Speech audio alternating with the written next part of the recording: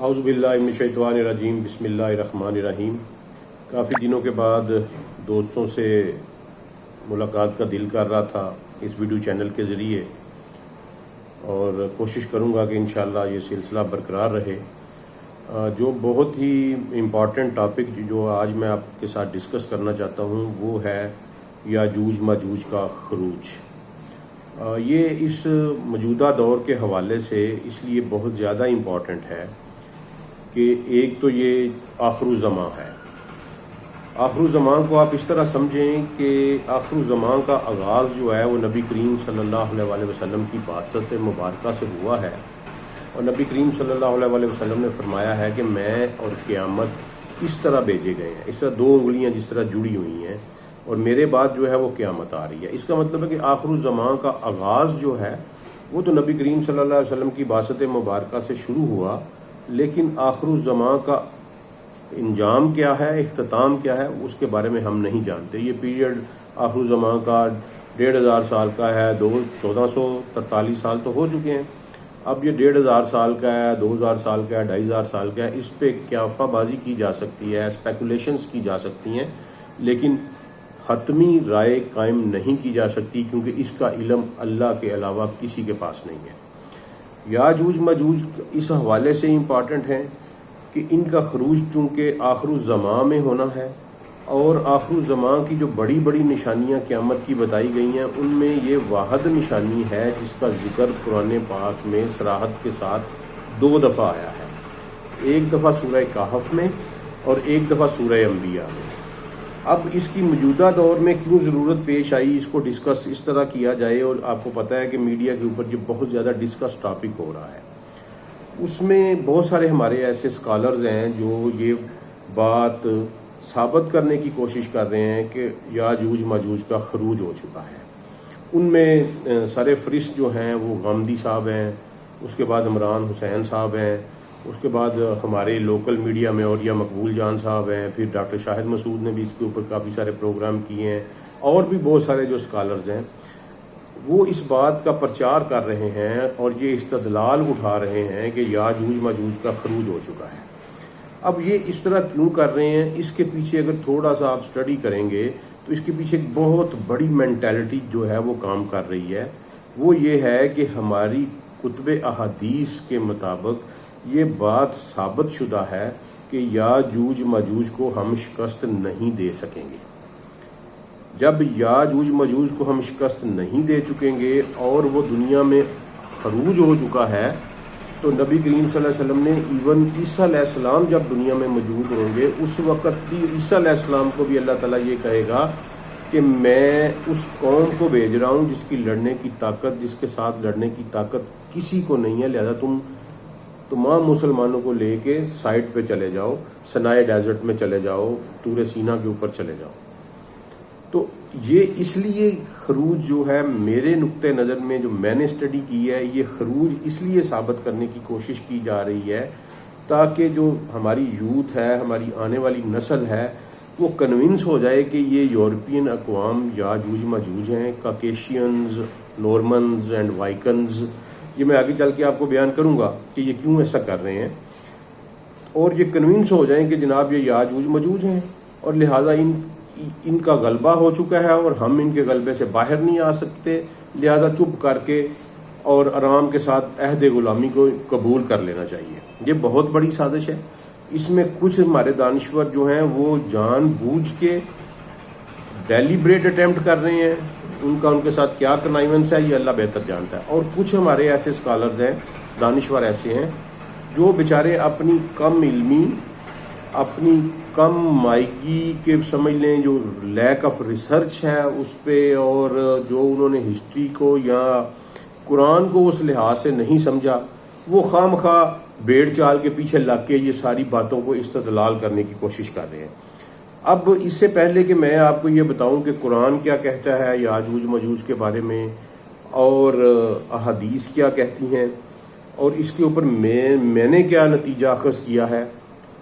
میں آپ کو یہ پہلے بتانا چاہتا ہوں کہ جو لوگ یہ کہہ رہے ہیں کہ یاجوج ماجوج کیا ہیں اور وہ دنیا میں خروج حاصل کر چکے ہیں، وہ کیا کہتے ہیں۔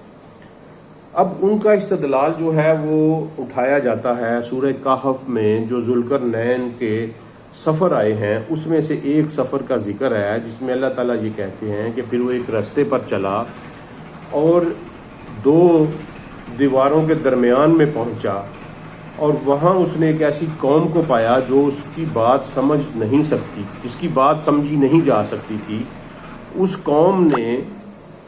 یا ذوالقرنین کو بتایا کہ ادھر سے یاجوج ماجوج آتے ہیں اور ہمارے اوپر فساد پھیلاتے ہیں، ہم آپ کو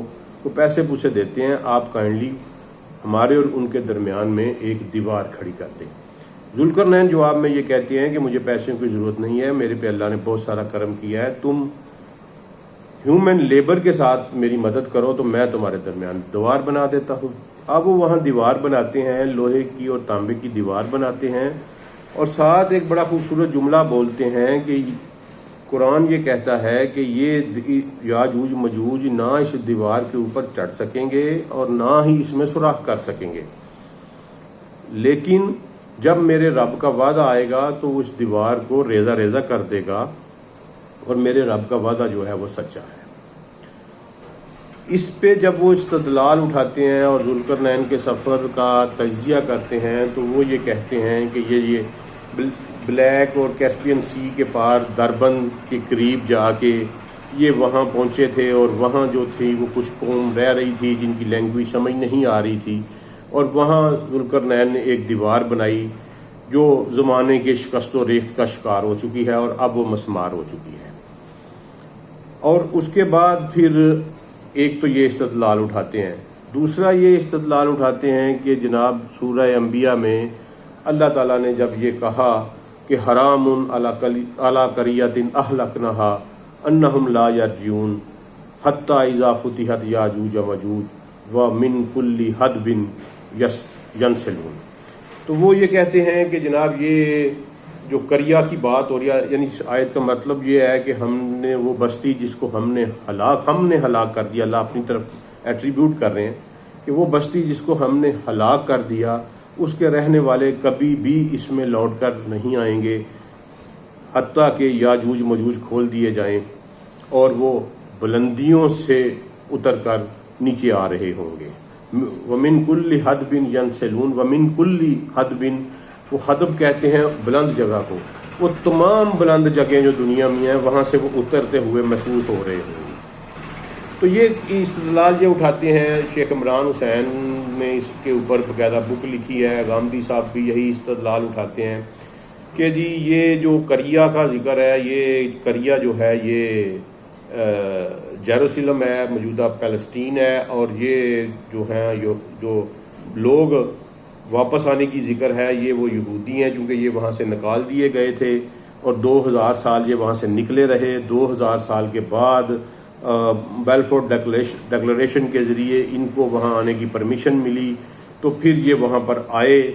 اور اللہ نے یہ کہا کہ جب یہ لوٹ آئیں گے تو یاجوج ماجوج کھل جائیں گے، اور یاجوج ماجوج اگر یہ لوٹ آئے ہیں تو پھر یاجوج ماجوج بھی کھل گئے ہیں۔ ایک تو یہ استدلال اٹھاتے ہیں۔ دوسرا پھر وہ بائبل میں 2-3 اس کے بارے میں ریفرنس اٹھاتے ہیں، وہ کہتے ہیں جی کہ غامدی صاحب پرٹیکولرلی یہ کہتے ہیں کہ بائبل میں یہ لکھا ہوا ہے، واقعی لکھا ہوا ہے کہ یہ یاجوج ماجوج جو ہوں گے یہ دنیا کے پھاٹکوں کے اوپر قبضہ کر لیں گے، اور دنیا کے پھاٹکوں کے اوپر قبضہ کرنے کا مراد یہ ہے کہ دنیا کی تمام جو ہیں بندرگاہیں، جو سی پورٹس ہیں بڑی بڑی، یا جو وہ راستے جو سمندر کی طرف کھلتے ہیں اس کے اوپر جو ہے نا یہ قبضہ کر لیں گے۔ اور آج ہم دیکھتے ہیں کہ تمام یورپین اقوام، تمام امریکہ، آسٹریلیا، نیوزی لینڈ اور یہ سارے کے سارے جو ہیں یہ پانیوں کے گرد آباد ہیں، اور انہوں نے وہ زمین کی جو گیٹ ہیں ان کے اوپر قبضہ کیا ہوا ہے۔ ایک یہ استدلال ہے۔ تیسرا استدلال جو غامدی صاحب اور یہ مقبول جان صاحب اٹھاتے ہیں کہ، اور شیخ عمران حسین نے بھی اس کا ذکر کیا اپنی کتاب میں، کہ جناب یہ معاش میں فساد پیدا کر دیں گے۔ تو وہ یہ کہتے ہیں جی کہ معاش میں فساد جو ہے وہ سود ہے، اور چونکہ اللہ تعالیٰ نے قرآن پاک میں یہ کہا ہے کہ میں سود، اگر کوئی بندہ اس سے باز نہیں آتا تو وہ اللہ اور رسول اس کے خلاف جنگ کریں گے، وہ جنگ کے لیے تیار ہو جائے اللہ اور رسول کے خلاف۔ تو یہاں چونکہ اللہ اور رسول ان کے خلاف جنگ کا آغاز کہہ رہا ہے سود والوں کے خلاف، اور دوسری طرف حدیث میں کہہ رہا ہے کہ اللہ خود ہی لڑے گا یاجوج ماجوج کے خلاف، تو یہ ایک کنیکشن جوڑتے ہیں کہ یہ جو انہوں نے کیپٹلزم کی ورلڈ میں جو ساری انٹرسٹ بیسڈ اکانومی چلائی، اور یہ سارے کا سارا کوانسائڈ ہوا بیلفور ڈیکلریشن کے بعد 1920 میں. اس کے بعد دنیا کے انہوں نے نیشن سٹیٹس میں ڈیوائیڈ کیا، اور یہ سارے کا سارا انہوں نے کیپٹلزم کا سسٹم لے کے آئے، پیپر کرنسی کو انٹروڈیوس کیا جو ریئل کرنسی تھی. اس پہ شیخ عمران صاحب نے بڑا اچھا بڑا اپریشیبل کام کیا ہوا ہے کہ ریئل کرنسی جو ہے وہ دینار اور درہم ہے، یعنی سونا اور چاندی ہے، لیکن انہوں نے اس کے اگینسٹ جو پیپر کرنسی انٹروڈیوس کروائی اور پھر دنیا کے ساتھ یہ سارا دھوکہ کیا. تو یہ سارے کا سارا معاش میں فساد ہے جو کہ یاجوج مجوج نے پیدا کیا ہوا ہے. یہ استدلال ہے جس کی بیس کے اوپر یہ کہتے ہیں کہ یاجوج مجوج جو ہیں وہ کھل چکے ہیں. اب یاجوج مجوج کدھر ہیں؟ یہ جب لوکیٹ کرتے ہیں تو یہ کہتے ہیں کہ جناب اگر ہم اوپر چلے جائیں، بلیک سی کے اوپر ہم نارتھ پول کی طرف جائیں تو وہاں پہ نورمنز تھے، قبائل تھے، اور وائکنز تھے، ان کو نورمنز، وائکنز یا کاکیشینز، ٹھیک ہے، یہ سارے کے سارے جو ہیں یہ دنیا سے بالکل الگ تھلگ رہ رہے تھے. پھر یہ اوپر چڑھے آئے اور انہوں نے آ کے، تو آج سے کوئی 500-600 سال پہلے کی بات ہے کہ یہ آ کے انہوں نے یورپ میں حملہ کیا، وہاں کے لوگوں کو مارنا شروع کیا، پھر یورپین لینڈز پہ قابض ہوئے، پھر ان کی نسل وہاں ملٹیپلائی ہوئی، اور یہی لوگ پھر جو ہیں یہ مائیگریٹ کر کے تو پھر یہی لوگ پہنچے امریکہ میں، یہی لوگ پہنچے آسٹریلیا میں، یہی لوگ پہنچے نیوزی لینڈ میں. تو یہ ساری کی ساری اقوام جو ہیں یہ در حقیقت یاجوج مجوج ہیں. اس لیے کہتے ہیں کہ کیونکہ حضرت نوح علیہ السلام، یہ بھی ایک استدلال ہے ان کا کہ حضرت نوح علیہ السلام کے جو 3 بچے سیلاب میں بچ گئے تھے وہ حام، سام اور یافس تھے، اور حام کی نسل جو ہے وہ افریقہ میں جا کے آباد ہوئی، اور وہ افریقنز جو ہیں، سام کی نسل جو ہے وہ سینٹرل مڈل ایسٹ میں آئی، اور یہ جو عربی نسل ہے ساری کی ساری، ٹھیک ہے، ابراہیم کی نسل جس کو ہم کہتے ہیں، تو وہ ساری کی ساری جو ہے وہ سام کی نسل ہے. اور جو یافس کی نسل ہے اس میں یہ کاکیشینز ہیں، اور اس میں وائکنز ہیں، اس میں نورمنز ہیں، اور ٹرکس بھی وہ اسی میں شامل ہیں، اور شاید یلو ریسز کو بھی وہ اسی میں شامل کرتے ہیں. وہ کہتے ہیں یہ ساری کی ساری یافس کی اولاد ہے. اور غامدی صاحب اس کے اوپر یہ اپنا استدلال دیتے ہیں کہ جناب پہلے جو تھا اقتدار وہ حام کی اولاد کے پاس تھا، جو فیروز تھے وہ افریقن تھے، تو اقتدار دنیا کا فیروز کے پاس تھا، حام کی اولاد کے پاس. پھر ابراہیم کی نسل آ گئی، اور ابراہیم کی نسل کے جو سام کی نسل تھا اس کو اقتدار دیا گیا، اور اب جو ہے یہ اقتدار جو ہے وہ یافس کی اولاد کو دے دیا گیا ہے، اور یہ till the end of the world ان کا اقتدار جو ہے وہ قائم رہے گا. کیونکہ ان میں غامدی واحد ایک ایسا سکالر ہے جو نزول عیسیٰ کا بھی منکر ہے، اور باقی شیخ عمران حسین وغیرہ جو ہیں وہ تو نزول عیسیٰ کے بالکل پیروکار ہیں اور اس کو ماننے والے ہیں، اور وہ یہ کہتے ہیں کہ یہ نزول عیسیٰ تک ان کا اقتدار برقرار رہے گا. جب کہ غامدی صاحب یہ کہتے ہیں کہ عیسیٰ نے کوئی نہیں آنا ہونا، یہ قیامت تک کے لیے ان کا اقتدار جو ہے وہ قائم رہے گا دنیا کے اوپر. اب یہ دیکھیں یہ ایک ایسی سازش ہے، اگر ہم اس کو مان لیں، اپنی نسلوں میں پروپیگیٹ کر دیں، اس کو پرپیچویشن مل جائے اس خیال کو، تو پھر جا کے یہ بات ہو جائے گی کہ جناب والا یہ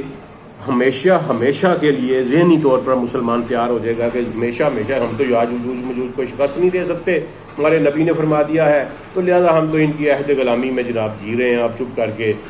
ویٹ کرو تل کے